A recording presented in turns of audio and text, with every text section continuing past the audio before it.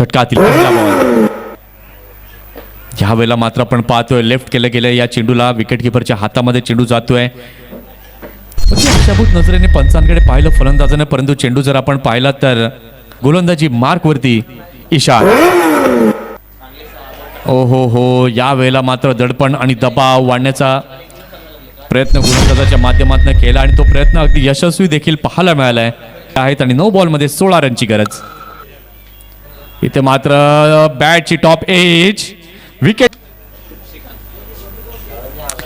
श्रीकांतच्या स्वरूपात रिप्लेच्या माध्यमातून आपण पाहू शकलात. तर बॅटची टॉप एज लागली, चेंडू हवेमध्ये गेला, त्यानंतर कीपरने आपली काम आली आहे. पाचवा बॉल, पुन्हा एकदा चांगला बॉल शरीराचा वेध घेताना पाहायला मिळालाय. चांगला बॉल म्हणता येईल.